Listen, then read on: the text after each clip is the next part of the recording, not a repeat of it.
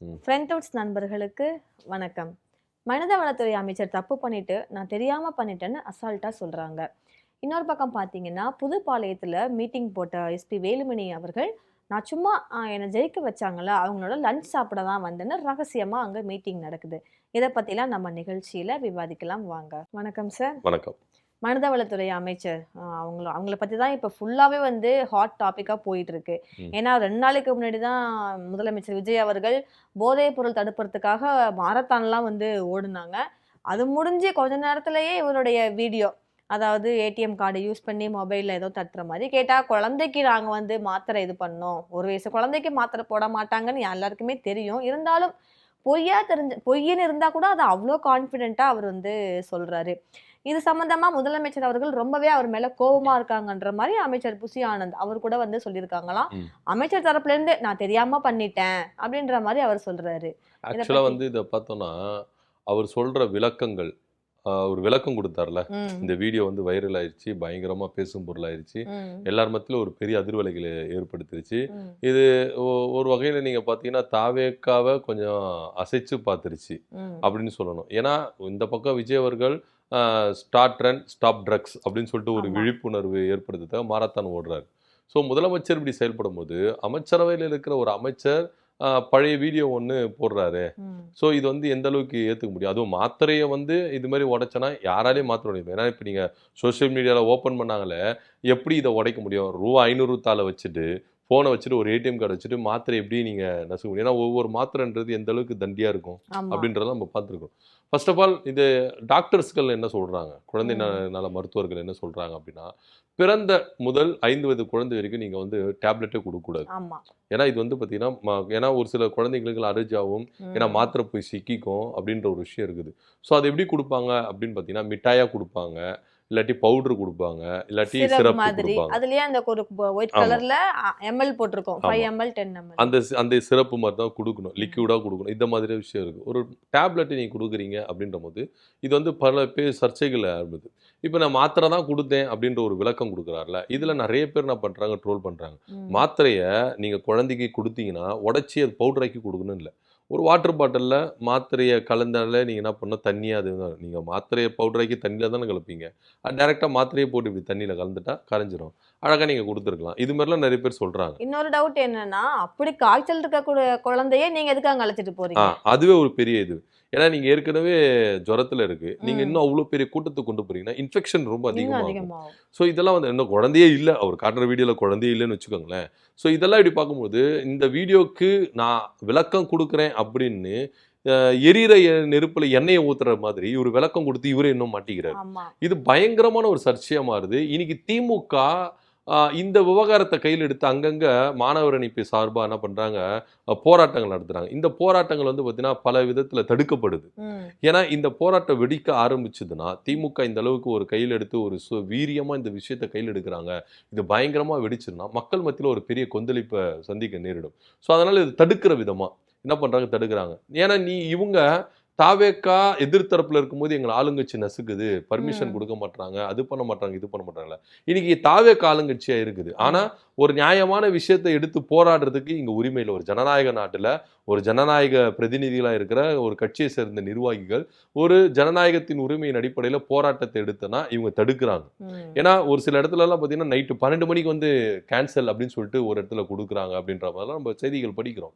So, இது மாதிரி இந்த போராட்ட குரல நசுக்குற விதமா தான் தாவேக்கா அரசு செயல்படுது அப்படின்றது ஒரு விஷயம் இருக்கு.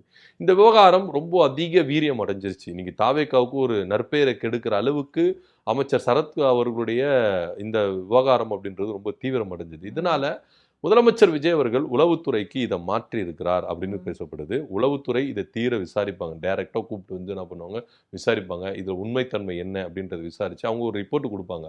அதன் அடிப்படையில இது நடவடிக்கை எடுக்கப்படும் அப்படின்னு சொல்லப்படுது. இதனிடையில புஷி ஆனந்த சந்திச்சு தான் மேல தப்பு இல்லை அப்படின்னு சரத் அவர்கள் விலக்கி இருக்கிறாரு. ஆனா புஷி ஆனந்த் அவர்கள் என் கிட்ட ஒன்றும் இல்லைங்க, இது வந்து தளபதியே என்கிட்டயே போயிருச்சு. ஏன்னா விஜய் அவர்களும் இது நேரடியாக பார்த்துருக்கிறாரு.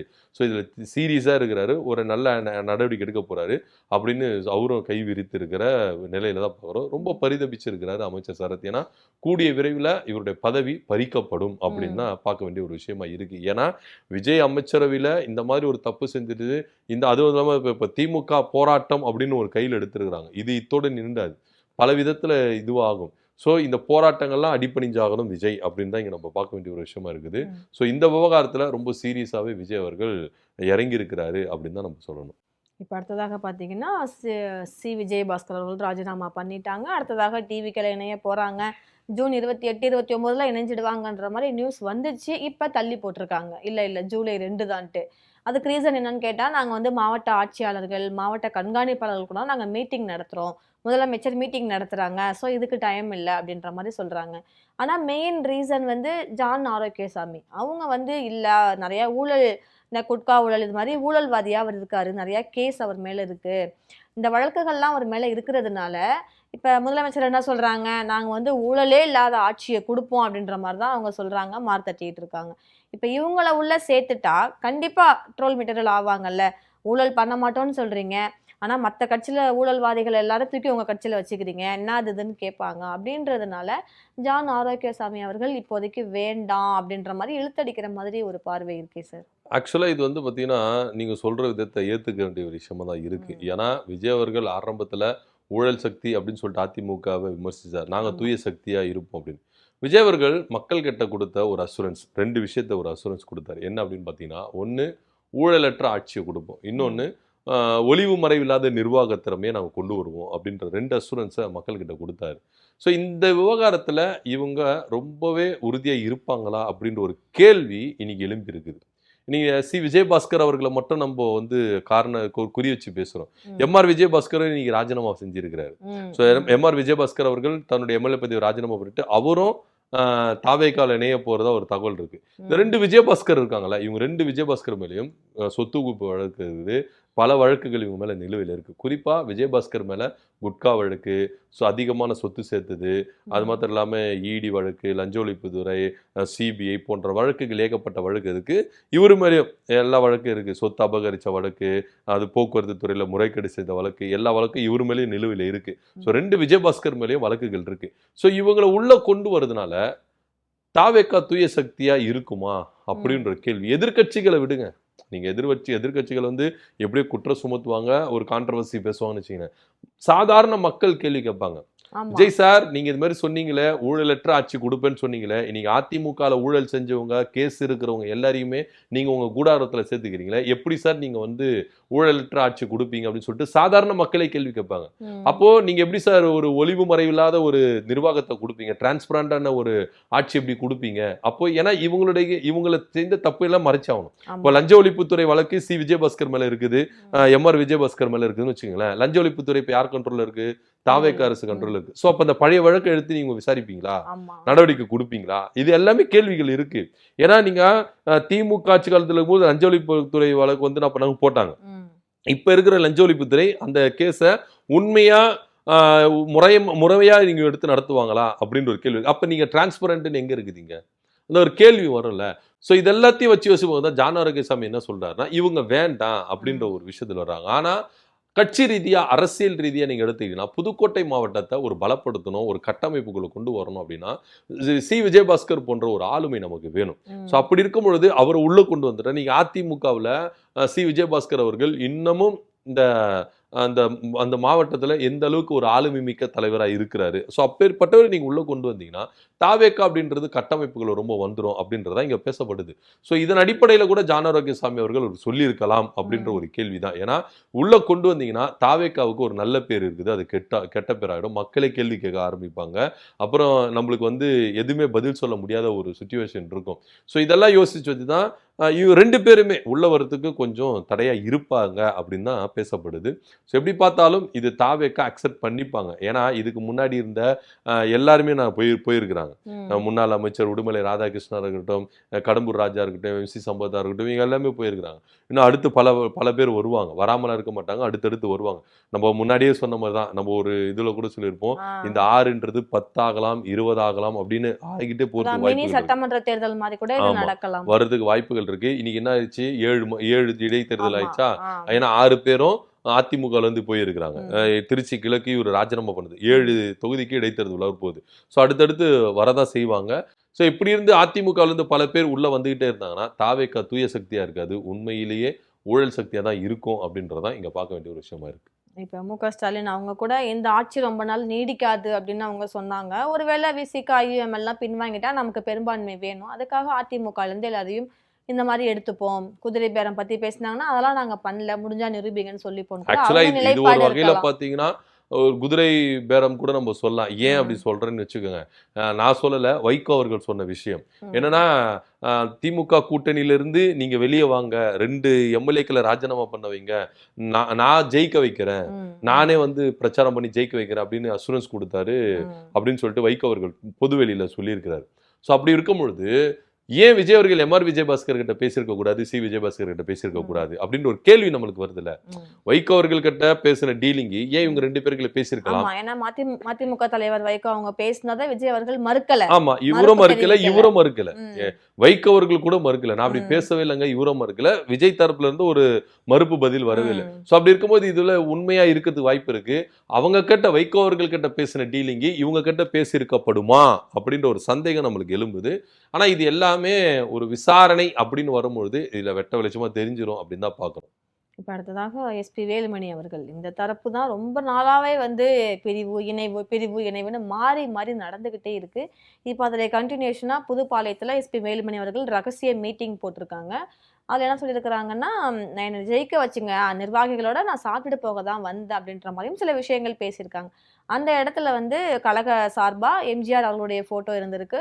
ஜெயலலிதா அம்மா அவங்களுடைய ஃபோட்டோ இருந்திருக்கு. இப்ப இருக்கக்கூடிய பொதுச் செயலாளர் எடப்பாடி பழனிசாமி அவங்களுடைய ஃபோட்டோ இல்ல. சுத்தமா இல்ல. கேட்டதுக்கு இவங்க ஃபோட்டோ இருந்தா போதும் அப்படின்ற மாரி அவங்க சொல்லிட்டாங்களாம். அந்த ரகசிய மீட்டிங்ல என்ன நடந்திருக்கும்? ஆக்சுவலா வந்து இது பார்த்தீங்கன்னா, அதிமுகவுல திரும்ப பூகம்பம் வெடிச்சிருக்குது அப்படிதான் ம். சொல்லணும். எடப்பாடி பழனிசாமிக்கு எதிராக இந்த 25 பேர்களும் செயல்பட்டாங்க. ஆமா. அந்த ஒரு கோவத்தினால இவர் அதிரடியா நடவடிக்கை எடுத்து அவங்க வகித்து வந்த பதவிகள் எல்லாம் பறிச்சாரு. ம். சரி, திரும்பவும் பதவியை குடுப்பாரு. சமாதானமானாங்க, மன்னிப்பு கடிதம் குடுத்தாங்க, வந்து ஜாயின் பண்ணாங்க அப்படின்னும் பொழுது, இந்த பதவிகள் உங்களுக்கு குடுக்கப்படும் அப்படின்னு பேசப்பட்டது. ஆனா பதவிகள் குடுக்கப்படல. அது அப்படியே என்ன பண்ணிரு ஹோல்ட் பண்ணியிருந்தாரு. ஆனா யாருமே நினைச்சு பார்க்காத அளவுக்கு திடீர்னு அறிக்கையை குடுக்குறாரு. அதுல ம். எஸ்பி வலுமணி போன்றவர்கள்லாம் துணை பொதுச் செயலாளர் பதவி அப்படின்னு ம். குடுக்குறாரு. அதாவது இந்த 25 பேருக்கும் மாநில லெவல்ல ஒரு போஸ்டிங் அப்படின்னு சொல்லலாம். ஆனா இந்த போஸ்டிங்னால இவங்களுக்கு பவர் இருக்குதா அப்படின்னா பவரே கிடையாது. ம். பவர் இல்லாத ஒரு போஸ்டிங் தான். நீங்க மாநில லெவல்ல உங்களுக்கு போஸ்டிங் குடுத்தாலும் பவர் இல்ல.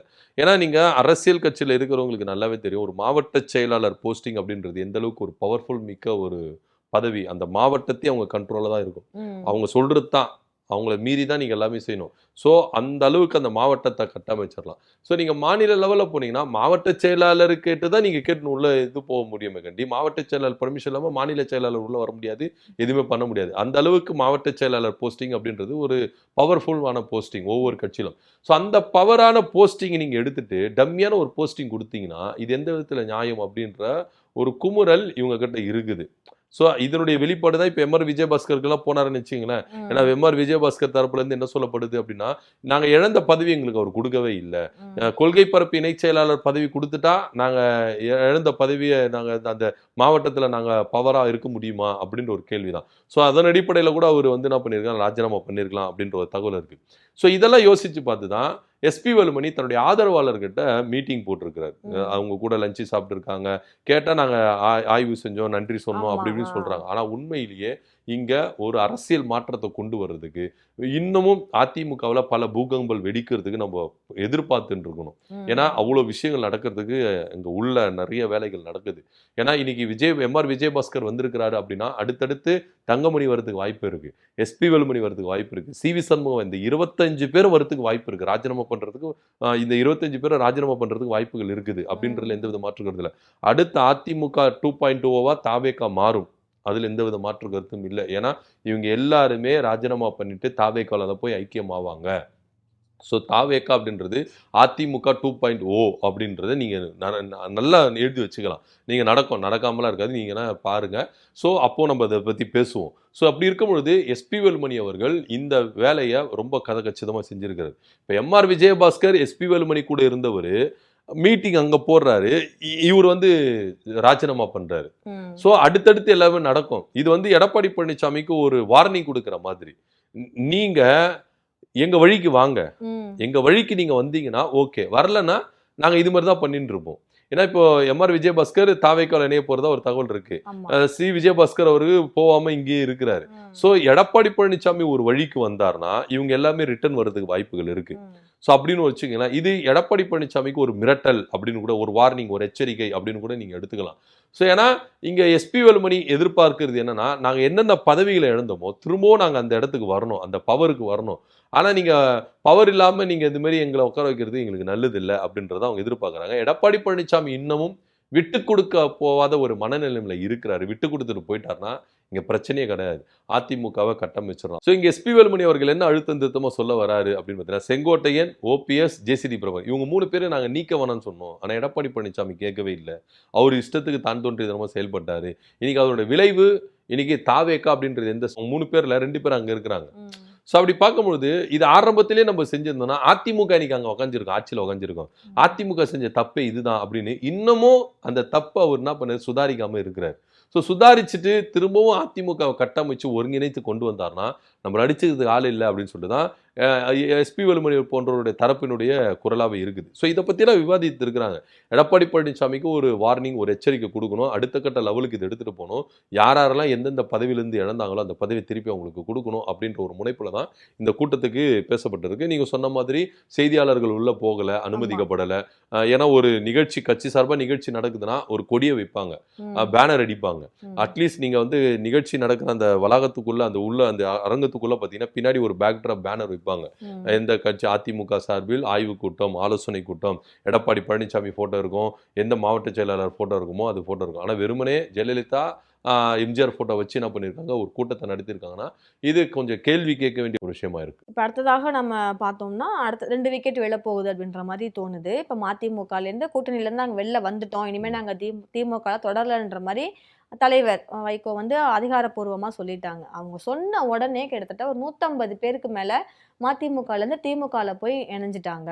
அப்போ இவங்க 2 எம்எல்ஏ இவங்க வச்சிருக்காங்க இல்லையா, அவங்களே இவங்க பேச்சை கேட்பாங்களா அப்படின்றது ஒரு பெரிய கேள்விக்குறியா இருக்குது. ஆக்சுவலா வைகோ அவர்கள் ஒரு பெரிய தப்பு செஞ்சுட்டாரு அப்படின்னு நான் சொல்லலை, அங்க நிர்வாகிகள் சொல்றாங்க.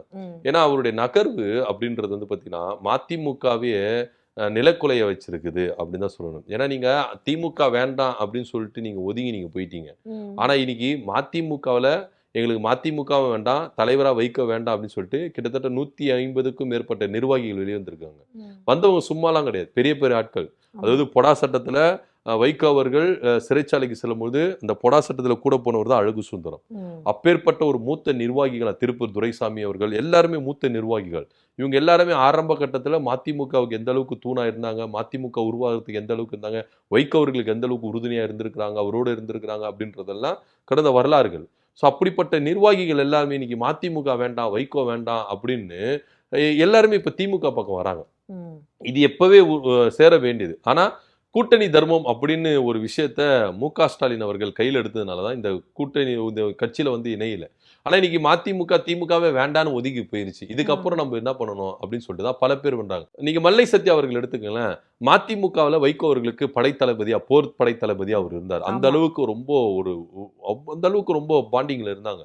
ஆனா வைகோ அவர்கள் தன்னுடைய சொந்த சுயலாபத்துக்காக, சொந்த அரசியலுக்காக, தன்னுடைய மகனுடைய அரசியலுக்காக மதிமுகவை ஒரு அழிவின் பாதையில கொண்டு போய் சேர்க்கிறாரு, அதனுடைய நகர்வு சரியில்லை அப்படின்னு சொல்லிட்டு பல பேர் வெளியே வந்து இன்னைக்கு வைகோவை விமர்சிக்கிறாங்க. இப்ப நீங்க சீமான் அவர்கள்லாம் வைகோவை விமர்சிச்ச பழைய வீடியோக்கெல்லாம் வந்துகிட்டு இருக்கு. அதெல்லாம் நீங்க பாத்தீங்கன்னா கூட நல்லாவே தெரியும். வைகோவை நம்பி போனா நீ கெட்டு போயிருவ அப்படின்ற ரேஞ்சுக்கெல்லாம் இன்னைக்கு ட்ரோல் பண்ணிட்டு இருக்காங்கன்னு வச்சுங்களேன். இவருடைய பேச்சுகள், இவருடைய செயல்பாடுகள் அப்படின்றது வந்து உண்மைக்கு புறம்பாவும் இருக்கிறத நம்ம பாக்குறோம்.